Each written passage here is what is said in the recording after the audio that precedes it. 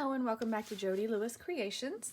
In this episode of the Waterfall Journal, we are going to work on our cover.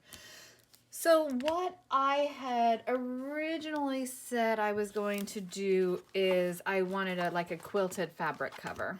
Well, I've decided that's not what I'm going to do. I think we are going to change this cereal box into a cover. I feel like doing some mixed media. I don't know where I'm going to go with it. So I'll tell you what I'm thinking I'm going to start though is, if I had been prepared, it would have been better. So I have this this is like painter's paper. I don't know if you can see that. It's just on a roll. It's kind of thin and kind of flimsy. So I'm thinking, I have to think about this. It's just a cereal box, one of hubby's cereal boxes. I tend to keep them when he fills them, when he empties them or whatever. So what I'm thinking I'm going to do is just cover this entire cover of this with just some scrunched up paper. Let me move some stuff. I actually did clean my desk a little bit the other day because I knew I wanted to do some mixed media. I was making some cards. I made these sweet little sunflowers. Totally off subject and has nothing to do with this project, but I'm just moving things and they were here. So what I'm going to do is I'm going to take my matte gel, because it's been open for a while and it's actually not a product I love. So considering that it's not a product that I love, we might as well use it, right? Hopefully you could hear me. I've used it, but I don't know. It's just not a product I love. But for this, it will seal this down well and we'll get it glued down. So what I'm thinking I want to do is, I don't know if this is sturdy enough. So let's see if this is sturdy enough. And I do have you elevated a little more than usual because of this project. So hopefully you can see everything okay. What I'm thinking I want to do, I need to move anything that I don't want to get icky because, oh, sorry. I'm hurting today. So I apologize. I don't mean to groan. I was moving and my back's mad today. Quite mad, in fact. All right. So what I'm going to do is I'm going to tear these just in strips. And okay, I got to do something different there because the angle, it keeps tearing. I am going to do them random. They don't have to be the same size. I just want a bunch of little squares. And by tearing them in squares, I mean, you don't have to do them in squares. You can do them in wonky edges, which I guess I'm going to have some wonky edges because I'm not going to waste that much of this. And so anyway, what I'll do is I'll show you how I'm going to do this and get started. Then I will come back once it's all glued down. That way you're not listening because I'm pretty sure that's probably really, really loud. So apologies if that was really loud on your device that you're watching on. Oh my goodness. I've already told my husband I've got mush for brains today. I had made some cards yesterday. I made a Mother's Day card for my mother-in-law and a couple birthday cards, and I had to make a thank you card, which I finished this morning. And I forgot to put in the card for Mom the certificate for the thing that we had bought her, so she would know when it comes in the mail, like what it is and what to expect. So then I wrote a letter on the outside of the envelope that I thought was kind of funny, but hopefully she'll think it's funny. Well, she knows that I'm a ding-dong anyway. God love her. She loves me anyway. But I was just like, I told my husband, like literally as soon as I sealed up the envelope, I was like, oh, I forgot to put the thing in there for Mom. Oops. And Anyway, so I'm not too worried about the folds of this box because by the time we glue and we collage and we do all of the things that we're going to do to this box, I think those folds will be stabilized enough. It won't matter. And then what I'm thinking is that what I kind of have envisioned in my mind right now for this is hopefully we'll make for whatever's left will be kind of cool to use in other projects, I'm hoping. Either as a tag base, or maybe this will be big enough to get another journal cover, because I would really like to make a like a vintage ad kind of journal. And well, this won't work for that. You know, guys know fairies is my next major, what I plan on doing. But I have gotten some things that were my grandmother's, and so I'm thinking I may make a journal just as a tribute to my grandma. It'll be kind of shabby pink, I think, because pink was grandma's favorite color. She even used to put a color in her hair called Frivolous Fawn, and it was pink. She would get down at the hairdressers and I'd be like, Grandma, your hair looks pink. But that's the color that she liked, so that's what she did. I don't know if you remember, it was like in a silver bottle. It was like just a wash to tint her hair, but anyway, she was so cute. That was back before having colored hair was popular. And anyway, so I'm just going to continue. I don't know if I'm completely on screen here or not, but anyway, I've just kind of started at my corners, putting the paper down. I'm going to tear some more and just keep gluing, and then I'll come back when it's all covered in the painter's paper. So we're completely covered now. Yes, you can still see the Mini Wheats logo here, so I'm not worried about that. What I really wanted was just to get the base down, okay? It's giving us a little texture. We've got some air bubbles in here. I was trying to squeeze them out. They're not going to completely go away, so I just try to like squish them down with the glue that's under there. And you know, if you don't like to get your fingers all gluey, then you can use like a brayer if you want. You could use just, you know, like a used shopping card to go over it. The problem with like the shopping card is you're going to drag your glue. The brayer is going to move your glue, but I don't think the brayer will pick your glue up like as much as like the shopping card would. This actually worked very well for the matte gel. I wasn't sure. And as far as this layer goes, because the cereal box is shiny, that's why I did the matte gel.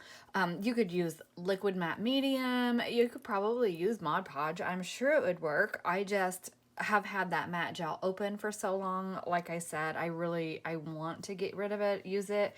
It's just not a product I use that much.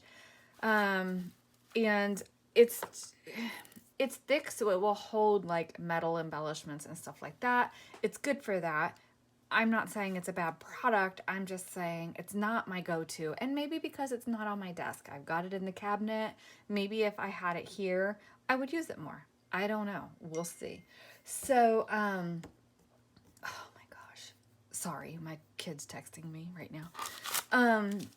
So anyway, what I'm going to do is I'm just going to take my heat tool to this and see where I'm at with it. I'm still thinking I may add, you know, more layers to this. Maybe some book pages, maybe a napkin layer. I'm not sure what I want to do yet. So I'm going to just take the heat tool a little bit and see where that leaves me. I do want to, oh my goodness, those dingings are him just rapid firing text messages to me right now. Oh, I wish I tell him, can you please complete a thought in one message? I mean, sometimes I rapid fire text too, but it's it's how he text messages. It drives me crazy. Because I'm like, you know, I usually just let it keep going until I get the complete thought from him. Because if I answer in the middle of it, he's not done yet. So anyway, silliness. I know, just silliness. But anyway, Okay, let me heat tool this and decide what I'm going to do for the next layer. I do have a color scheme in mind. I don't know how well it's going to work. So, you know what? It is a cereal box, some painter's paper, and some paint. It's not like, I mean, the most expensive thing I've used here is the matte gel. So I'm not really worried too much about if it fails, if it doesn't fail. And the great thing is that if I don't like the colors that it's coming out to be, then I'll just paint over it again or collage over it or something. So this is where I tell you to get your stuff out and play, you know, don't have self-doubt. And oftentimes projects will go through a very ugly stage before they come to the end result where you're like, oh, I really like that. So don't be afraid to play. All right, I'll be back. So I've got my apple barrel burnt umber. I started to grab the other color brown, but I said, you know what? I don't like that color, and I don't want to start with a color that I don't like.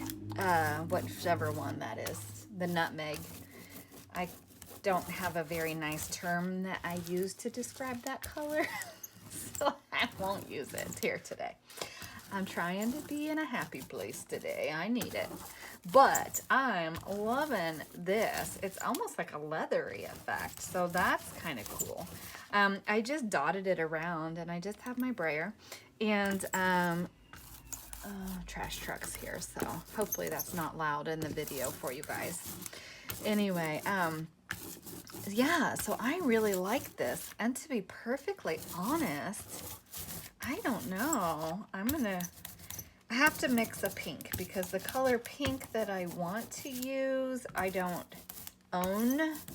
And I did not, oh my gosh, I did not dry this. So this is going directly on the wet matte gel. And honestly, I just forgot to dry it because I'm trying to deal with the kid and work on this. So, see, that's pulling up. You want to be careful with your brayer. It's kind of getting dry, and so that pulled that up. So I'll just have to make sure, you know, that that's stuck down. Like I said, the glue is still wet. That's not dried yet. I'm sorry. I may have to lift the phone up, or lift you up a little bit more for filming this because of the way I'm doing it. So this I am going to dry because now when I go over this with the next color, I don't want this brown to mix with the pink. So I'm going to set this aside for a second. And then what I've got here is just a music book. And you can see I'm just going to brayer that off. And try to get most of that brown off of my brayer. Okay, so you can just do this on any scrap paper. You don't have to. You can go wash it in between. I just like doing it because it gives me fun pieces to work with. So do what makes you happy. I'm going to get that dried off, and we'll be back with the next color. Okay, so we're dry for the most part. I mean, I don't think it's going to mix. So here are my pinks. We have Pink Eraser. We have Hot Pink. Hot Pink, and we have Diva Pink. I mean, these are some really bright pinks. But I'm thinking this one is kind of the darker of the pinks. So this is where, I don't know if you've watched other videos before, I make my colors work. I mean, I try to use what I have. I would love to get some more colors. And these are not very expensive paints at Walmart. They're nothing fancy or fantastic. I'm just going to add like a dot of black in here and hope it's not too much. Okay, so just a dot. Hopefully it's not too much. And then let's mix that in and see kind of what color base we get. That's kind of more of a purple, not really what I was after. And that's not the right color for this journal. Nope. But that's okay. Actually, I think if I just add a little bit more pink in that, we might be okay. We might be okay. What did I use? Did I use hot pink? Which one did I just use? I think so. I don't know. It doesn't matter. let's just add some more pink. And this is what I do, and I just play with the colors until I get a color that I think I'm happy with. And I knew when I put that black in there, I was afraid that it would do this. I'm thinking I probably should have done brown instead of pink. I mean, instead of black, but whatever. We're gonna make it work. It's going to work. So I'm just gonna keep mixing this until I get it kind of to the color that I want. And actually, I think this is gonna be okay. So I really want it to feel kind of like vintagey. Maybe one more squirt of the pink, and then that's gonna be it. It doesn't take much when you go to alter the colors, so just have a palette. Like, don't put it directly on your project, because like this, when I initially did that, it's way too purple to pull any of the colors. And honestly, I could have just added white to that and made it a softer pink, but I didn't. I was darkening it. But that's okay. We're gonna make this work. Let's see. Oh yeah, that's gonna be a nice color on there. Okay, that's gonna work. That is going to work. So now we're gonna just take our brayer, get the brayer, you know, wet. And if you don't, like, this is really, really coated, and now I am like, oh, that might be too heavy. So bring out our music page and just get that excess off, okay? So have that to the side there where you can work off of it. And hopefully I can be in screen enough that you can see kind of what I'm doing, because it's a messy job. If you live in an area where it's nice out, this is a perfect project to do outside. Mother Nature apparently doesn't know that it's almost May, and we're still pretty cold here. So, you know, it is what it is. But I'm just making do. And actually, I think I'm gonna like that. And I'm still gonna go over this with some gesso and some gold paint and just some other colors, so it's okay that I'm not 100% on this color. But that's the fun in doing a project like this, is just play with your stuff. You know, you learn about mixing your colors, okay? You kind of learn how to utilize what you have. I mean, you see the 3 shades of pink I have. They're all super bright. And honestly, I didn't buy any of those. Those were in some things that I had picked up when we were in Texas last summer. Not like a yard sale kind of deal, but I had gotten some stuff. Anyway, I had gotten some stuff. And these pinks were all in there. And I was like, ooh, those are bright. But knowing that I could mix them, you know, I didn't want to just toss them.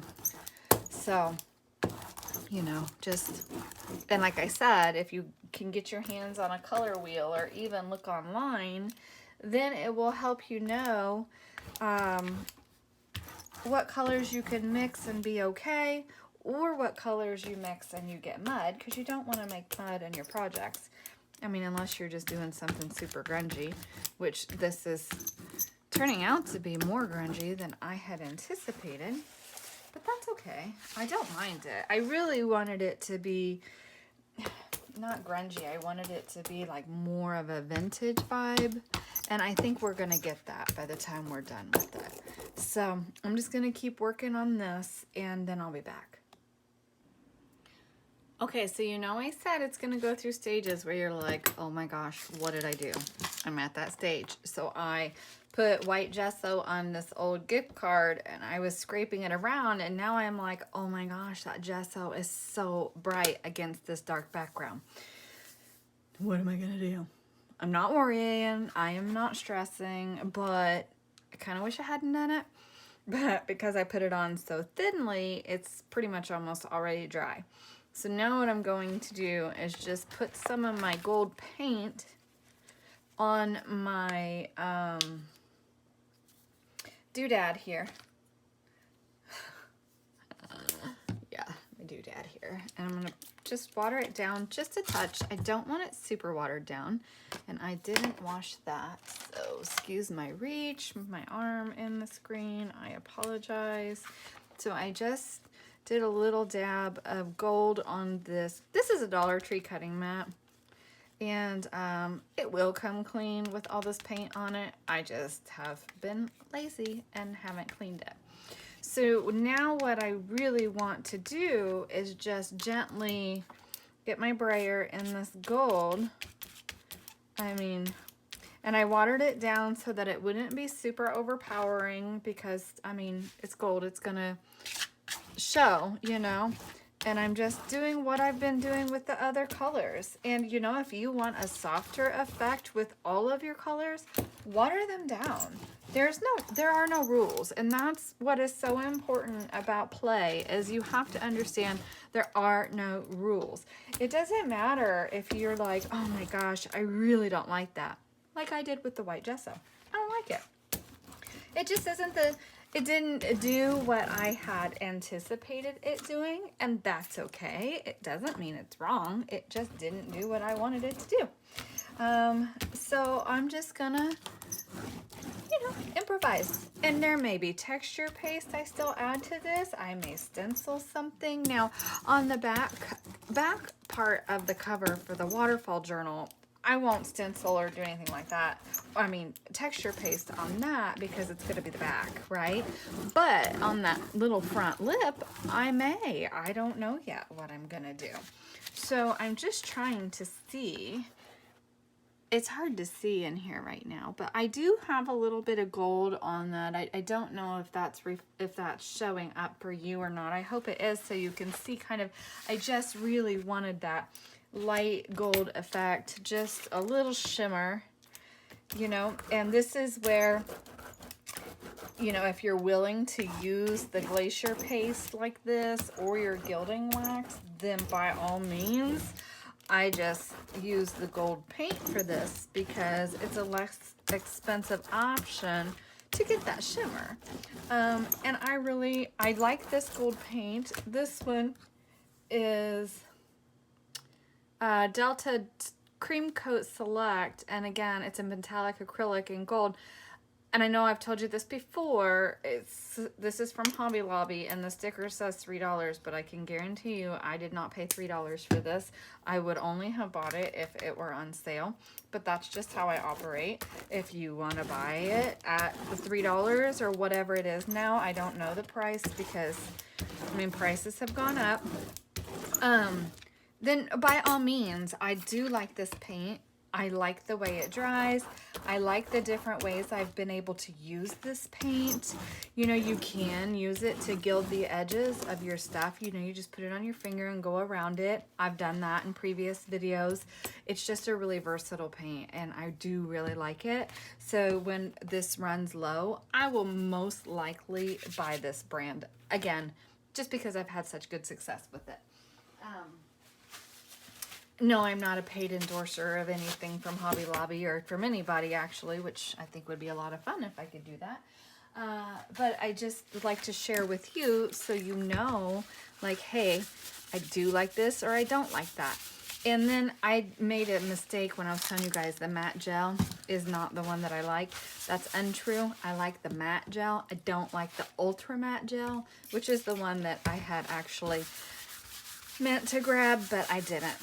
So you can see that paint's coming off there. And that's really just the purpose of this. I will take this down and actually give it a scrub when I'm done, but I wanted to show you. The paint will come off the Dollar Tree mats. You could also, if you don't have a Dollar Tree mat, you could work off of parchment paper. You can work off of your cutting mat, but I don't recommend that. This mat is really abused. I had tried to clean it the other day, and there's glue all over it. It's just a mess, but it's your work surface. Do what you want to do. Okay. I'm going to figure out what I'm going to do next, and then I'll be back. Okay. So we have our kind of cover here. It's not done, obviously. What I did was, because, we are using 12-inch paper, right? I just scored this because this one's at 3. So I scored this.